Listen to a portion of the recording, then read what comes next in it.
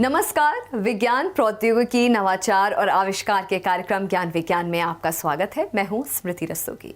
पिछले कुछ हफ्तों से हम लगातार कोरोना संकट और उससे जुड़े वैज्ञानिक समाधानों की जानकारी आप तक पहुंचा रहे हैं। आज के इस विशेष अंक में भी हम बात करेंगे कोरोना संकट के दौरान मनाए गए राष्ट्रीय प्रौद्योगिकी दिवस की और बताएंगे कोरोना के खिलाफ लड़ाई में कैसे कारगर साबित होगी वायरस की जीनोम सीक्वेंसिंग। तो शुरुआत करते हैं इस अंक की सुर्खियों से।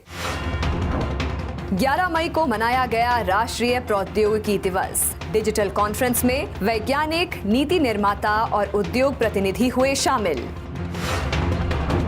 विज्ञान प्रौद्योगिकी द्वारा अर्थव्यवस्था होगी रीबूट। प्रौद्योगिकी दिवस के मौके पर मौजूदा उपायों और भविष्य के समाधानों पर चर्चा।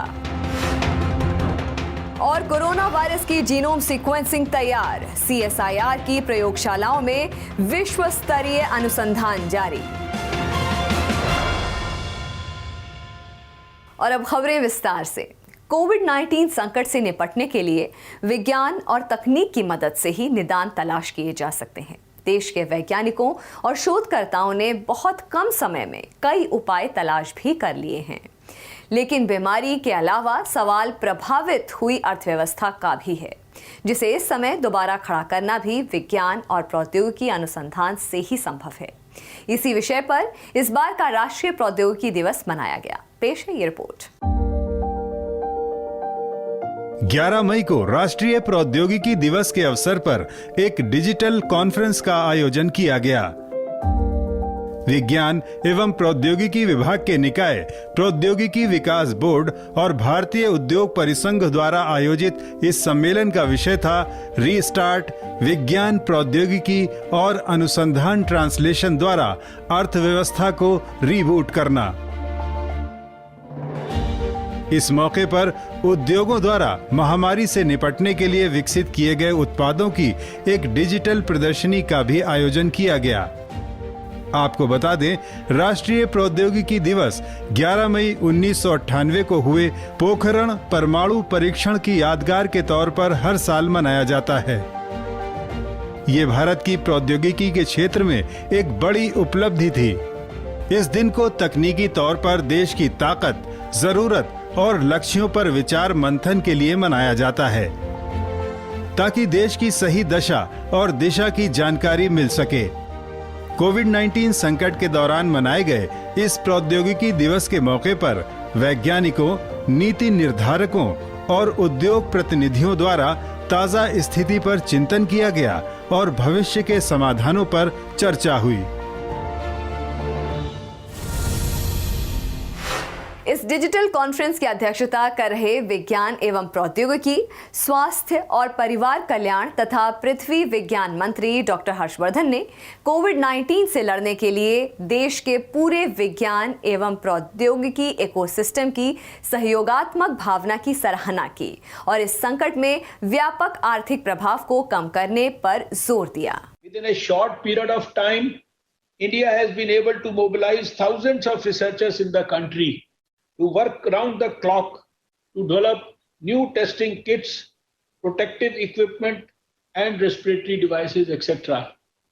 Our government has vigorously activated the Make in India program and involved various R&D institutions of the country in manufacturing the COVID-19 testing kits, masks, alcohol-based sanitizers, personal protective equipments, test materials for frontline health workers, ventilators, breathing devices for the patients. I am therefore extremely happy that the theme chosen for this year's Technology Day is Restart, reboot the economy through science, technology and research translations.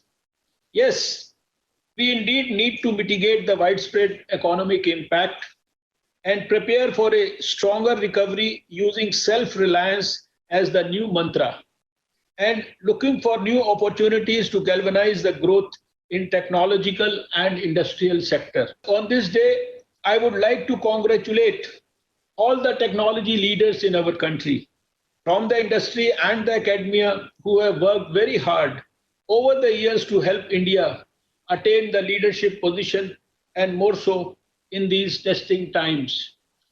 I would also like to assure that, like every crisis, this too shall pass. And like always, we will bounce back and shall emerge stronger. But COVID 19 will leave behind a profound impact on our lives. Post pandemic, there would be a paradigm shift in our social structure, global and economic cooperation as well. In such a scenario, it is critical how fast we internalize the lessons, look ahead, and prepare ourselves for the world beyond the COVID 19 pandemic. To emerge stronger, India needs to strengthen building blocks of the economy as well as that of society. इस मौके पर भारत सरकार के प्रधान वैज्ञानिक सलाहकार professor Vijay Raghavan ने बताया कि कैसे देश कोविड-19 का मुकाबला करने के लिए विभिन्न क्षेत्रों में प्रगति कर रहा है और किस तरह वो इन क्षेत्रों में आगे बढ़ेगा। There are over 100 vaccines being developed worldwide, and there are at least 30 attempts being made in India. And these attempts in India fall into three categories, where India is participating in global attempts, where India is leading partnership in global attempts, and where Indian attempts have started from our academia and startups. Because of the time taken for developing vaccines, normally is very long, multiple attempts and huge investment and parallel investment in manufacturing is needed for success. And India has risen to the occasion really well here. And no matter what the outcome is, we can be assured that Indian vaccine industry and Indian vaccine developers would have played a very important role. So this is a very good outcome. In diagnostics, the Department of Biotechnology has led collaborations with multiple other agencies to synthesize reagents required for testing in a network of laboratories. Testing has expanded hugely by this kind of a network, and new tests have been developed by several of our institutions in the CSIR, the DST, and other agencies. This signifies an extraordinary innovation and intelligence in putting together new approaches. Some of these tests are actually truly innovative. Similarly, for hospital equipment and PPE, many of our traditional manufacturers working in multiple areas have reformatted to serve the new purpose of making ventilators, oxygen delivery systems, PPE. The DRDO has partnered with the textile industry in a phenomenal manner. So this is not just for the immediate requirements. Our Ministry of IT, various government agencies such as NITI Aayog have worked in a public-private partnership model to develop contact tracing applications, which over 90 million people downloaded the Arogya Setu app. And in addition to the 3 points which Mr. Vikram Kirloskar mentioned about hygiene, wearing masks and social distancing, testing, tracking and tracing are very, very important to crush the disease as we go forward and allows us to be one step ahead of the disease while we wait for a vaccine. So in summary, we have done really well in breaking a variety of barriers, coming out of our silos and going ahead. Now the challenge to us is to keep this tempo of interaction and collaboration, which has come so naturally during a crisis. We have to keep it going after the crisis and as we exit the lockdown. WHO की उप महानिदेशक doctor Soumya Swaminathan ने भी conference में हिस्सा लिया। उन्होंने महामारी से निपटने में विज्ञान और WHO की भूमिका पर जोर दिया और कहा कि कोविड-19 वैक्सीन के विकास के लिए भारत की भागीदारी महत्वपूर्ण है। As has been said many times, I think the way out of this pandemic is through science, because it's a new virus and we're learning something new about it every day. It is scientists who should be leading this fight, and in fact, who are leading this fight. Not just in terms of the development of diagnostics, vaccines, and drugs, but also in terms of understanding and communicating about this disease. Early on, we coined the word infodemic. There was a pandemic due to the virus, but also an infodemic, an information epidemic. A lot of it is false and misinformation, misleading information, myths and beliefs And that's why it's so important for science communication to be done in a way that reaches the public and where they can understand and act appropriately. A few words I would like to mention on what WHO is doing on the development of these new tools, particularly vaccines, because I believe that India will play an important role in this. In fact, the world cannot, I think, have enough vaccines for everyone if India is not part of the process. About 2 weeks ago, the WHO launched something called the ACT Accelerator, which is access to COVID tools, accelerating the development and making sure that there is access of these new tools to everyone, everywhere, regardless of their capacity to pay. Since then, there has been an online pledging event on May 4th, which was led by the President of the EU. And this pledging is open now for the next couple of weeks for countries to join. About 40 heads of state so far have pledged their involvement or their financial contribution or both in this accelerator. It brings together the private and the public sector. It brings together scientists as well as civil society in order to develop a roadmap and to really accelerate progress by addressing the bottlenecks in the development of a vaccine, which normally takes a minimum of 5 years has been the record so far for Ebola. It's more usually like 10 years that it takes to develop a vaccine from concept to when it's available. We don't have the time to wait, obviously, for 10 years or even 5 years. The aim is to get a vaccine out in a year or so, or even less if possible. It's not enough to just do the scientific part of developing and testing the vaccine. The manufacturing and scale up, procurement, supply chains, and getting health systems ready to vaccinate populations is really going to be very important. And all of these have to be done in parallel. Conference में नीति आयोग के सदस्य doctor VK. Saraswat ने विभिन्न तकनीकी समाधानों पर बात की, जो न सिर्फ वायरस को प्रबंधित करने बल्कि अर्थव्यवस्था को दोबारा खड़ा करने के लिए भी आवश्यक होंगे. I would say when you talk of lockdown economy for the cities, we need to focus on smart surveillance, location-based systems, online civic services, indoor farming, autonomous stores, and prefabricated construction systems and the sickness mapping. These are some of the measures which you have to take as far as the lockdown of cities are concerned. When you talk of lockdown of economy for industry, our major effort should be on the real-time supply chain monitoring, fleet management for management and telematics. Autonomous vehicles will have to find place. Augmented reality and virtual reality will also be playing a major role in the years to come to solve these problems. And certainly we have to focus more and more on the digital factory. Lockdown management for individuals, certainly that's a major issue where shared streaming and entertainment has to be taken care of. We have to develop a rigorous infrastructure for remote working and loneliness management. A large number of people are suffering because of that. Stress and anxiety reduction, online learning, food and grocery delivery, indoor workout platforms, and so on. Remote healthcare is a major requirement. We can't be taking everybody to the hospitals as we are seeing today. There may be overflooding in the days to come.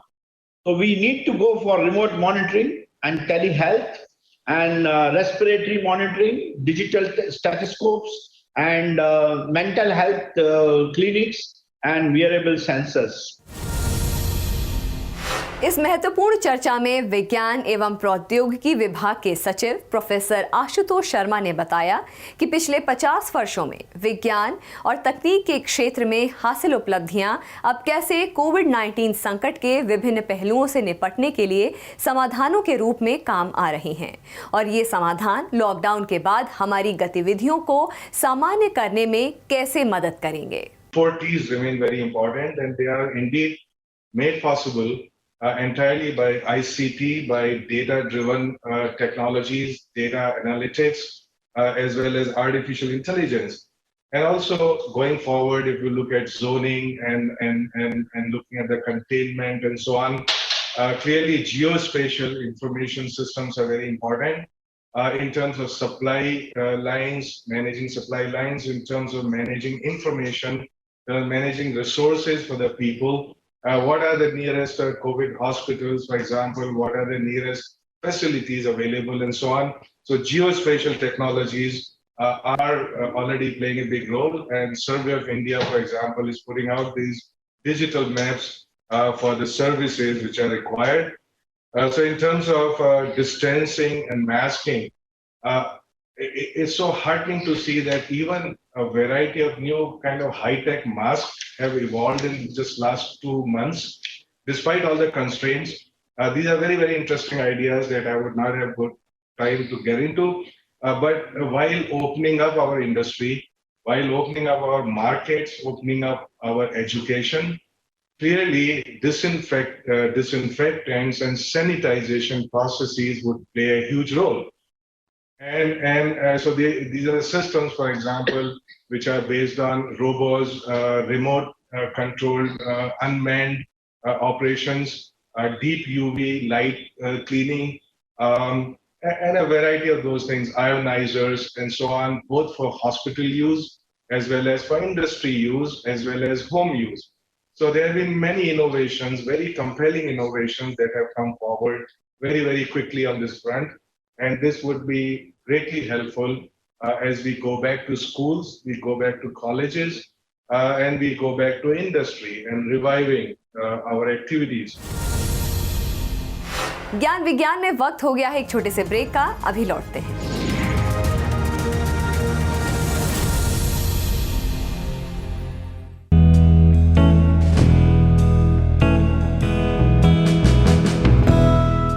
नमस्कार दोस्तों, मैं हूं गौरांशी शर्मा।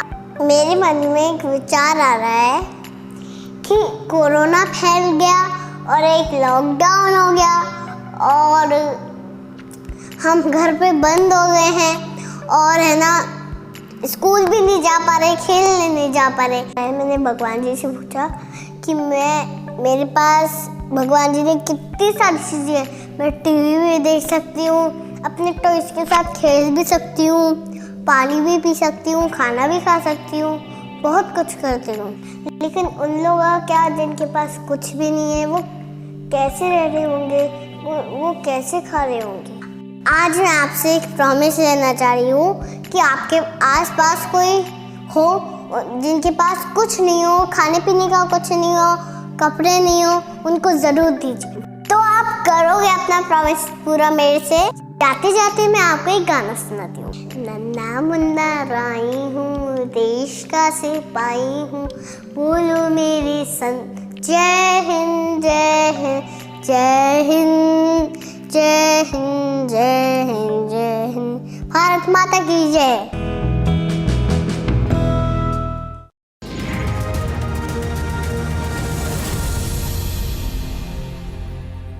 ज्ञान विज्ञान में आपका एक बार फिर स्वागत है। किसी भी दुश्मन को हराने या उससे बचाव के लिए बहुत ज़रूरी है कि उस दुश्मन के बारे में हमें ज़्यादा से ज़्यादा जानकारी हासिल हो। इसी तथ्य को ध्यान में रखकर वैज्ञानिक कोरोना वायरस की जीनोम सीक्वेंसिंग पर काम कर रहे हैं ताकि उसकी उत्पत्ति और उसमें आ रहे बदलाव को समझा जा सके। वैज्ञानिक तथा औद्योगिक अनुसंधान परिषद की कई प्रयोगशालाओं ने इस काम में सफलता हासिल की है। क्या है ये जीनोम सीक्वेंसिंग और इससे क्या फायदा होगा, आइए जानते हैं ज्ञान विज्ञान की इस स्पेशल रिपोर्ट में।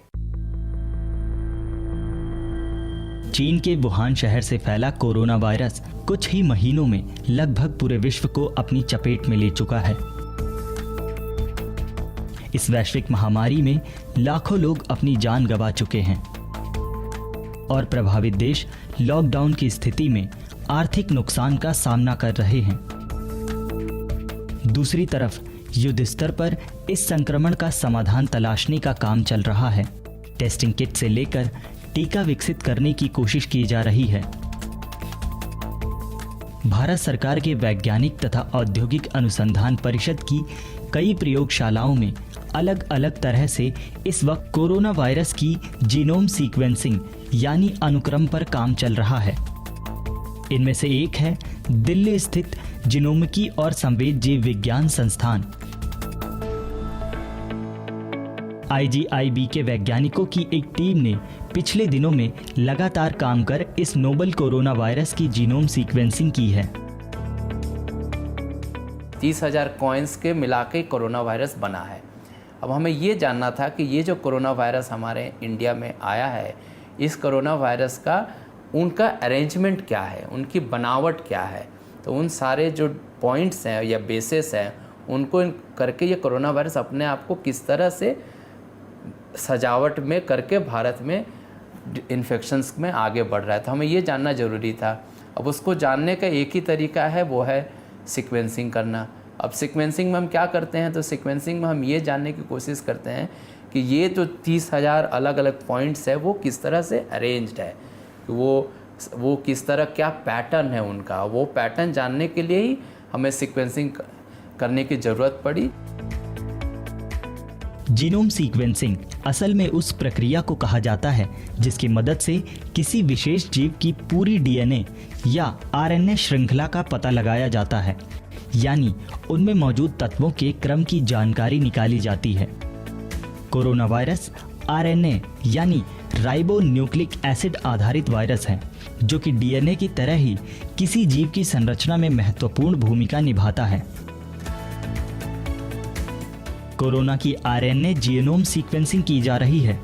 ये विधि बीमारियों का पता लगाकर उसका त्वरित इलाज और आने वाली पीढ़ी को रोगमुक्त करने में कारगर साबित हो सकती है। फिलहाल IGIB के वैज्ञानिकों ने अब तक इस वायरस की 104 सीक्वेंसिंग पूरी कर ली है। इस काम में राष्ट्रीय रोग नियंत्रण केंद्र NCDC ने अहम भूमिका निभाई। NCDC ने शोधकर्ताओं को देश भर से पॉजिटिव सैंपल उपलब्ध कराए हैं। This sequencing project is undertaken together with CSIR, and with that we will try to understand the whole the genome of the particular virus which is circulating in the Indian subcontinent in the various areas, various states, various districts and all, so that we can correlate it somewhat clinico-epidemiological picture which is emerging, particularly with regard to the mortality which is varying from state to state, and the type of attack or the virulence which we are observing in the community. हमने पहले protocol decide किया, फिर उस protocol को लेके हमने positive samples को लेके आगे सीक्वेंसिंग के लिए स्ट्रैटेजी बना के लाइब्रेरीज बनाई, सीक्वेंसिंग की, एनालिसिस की, और फिर हमने पूरी जीनोम की असेंबली की कि हाँ ये 104 कोरोना वायरस के जीनोम्स में यूनिकनेस क्या है, सिमिलरिटी क्या है, डिसिमिलरिटी क्या है। तो ये सारी चीज़ें हमें फिर पता चली इस पूरे प्रोजेक्ट के दौरान, जो कि अभी कंटिन्यूइंग है आगे के लिए भी। विशेषज्ञों के अनुसार आम सूक्ष्म जीवों की तुलना में वायरस में बदलाव की दर ज्यादा पाई जाती है और इनकी आनुवांशिक सामग्री तेजी से बदलती रहती है। ये वायरस एक से दूसरे मानव शरीर के भीतर गुजरते समय अपनी संरचना बदलता रहता है, जिसे म्यूटेशन कहते हैं। हालांकि अब तक की जानकारी के मुताबिक भारत में मिले कोरोना वायरस की जेनेटिक संरचना 99.9% वुहान शहर में मिले वायरस के समान थी, लेकिन कुछ देशों में कोरोना के स्वरूप में बदलाव की रिपोर्ट भी आई है। चूंकि भारत में भी अलग अलग स्थानों से वायरस पहुंचा है और अब ये तेजी से एक राज्य से दूसरे राज्य तक फैल रहा है, ऐसे में जीनोम सीक्वेंसिंग से ही सही अध्ययन और बदलाव की पहचान की जा सकती है। इसलिए देश के अलग अलग स्थानों, राज्यों से सैंपल लेकर उनकी सीक्वेंसिंग की जा रही है। इससे न सिर्फ उस खास वायरस की उत्पत्ति और परिवर्तन का पता चलेगा, बल्कि इस संक्रमण के विरुद्ध दवा या टीका विकसित करने में भी सहायता मिलेगी। सीक्वेंसिंग जब हम कुछ एक नंबर तक कर लेंगे तो हमें पता चलेगा कि हाँ भाई, भारत के डिफरेंट जोग्राफिकल पार्ट में, डिफरेंट राज्य में कोरोना वायरस के इतनी तरह की वैरायटी हमें दिख रही है। उसमें ये यूनिक जीनोमिक वेरिएशंस दिख रहे हैं। उन सबको एक साथ लेते हुए फिर उसके बाद हम वो जो जानकारी है वो यूज़फुल होगी ये डिज़ाइन करने के लिए। ये जो जीनोम का रीजन है वो इस ड्रग का टारगेट हो सकता है, या जीनोम का ये रीजन को लेके हम वैक्सीन बना सकते हैं, या इंटरनेशनली भी जो दवाइयाँ अवेलेबल है वो दवाइयाँ क्या भारत में पूरी तरह से काम करेंगी, उनकी जानकारी के लिए भी हमें भारत में जितने भी कोविड के जीनोम्स की जानकारी हम इकट्ठा कर पाएंगे, वो हमें इस बात की सहूलियत देंगे कि हाँ, जो बाहर की दवाइयाँ हैं वो जीनोम के इस पार्ट को टारगेट कर रही हैं और वो टारगेट्स इंडिया में भी टारगेट करेंगे तो अच्छी कामयाबी मिल सकती है। वैज्ञानिक तथा औद्योगिक अनुसंधान परिषद ने फिलहाल IGIB द्वारा तैयार 53 जीनोम अनुक्रम अंतर्राष्ट्रीय संस्था global initiative on sharing all influenza data को सौंपे हैं और मई माह में ही 450 से ज़्यादा अतिरिक्त नए अनुक्रम जमा कराने की संभावना जताई जा रही है, जिनमें IGIB द्वारा किए गए 104 जीनोम अनुक्रम शामिल हैं। ये जीनोम अनुक्रम वायरस के खिलाफ लड़ने और इस महामारी को जल्द से जल्द जड़ से खत्म करने में सहायक होंगे।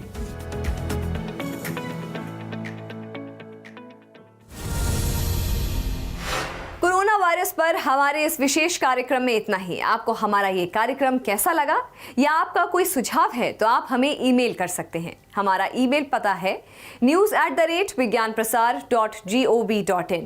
आप अपनी राय हमें डाक के द्वारा भी भेज सकते हैं। हमारा पता है विज्ञान प्रसार, 5वां तल, पृथ्वी भवन, लोधी रोड, नई दिल्ली 110003। हमारे इस विशेष अंक में आज इतना ही। नई जानकारियों के साथ अगले सप्ताह इसी वक्त इसी चैनल पर एक बार फिर होंगे हाजिर। तो बने रहिए हमारे साथ वैज्ञानिक सोच के साथ। नमस्कार।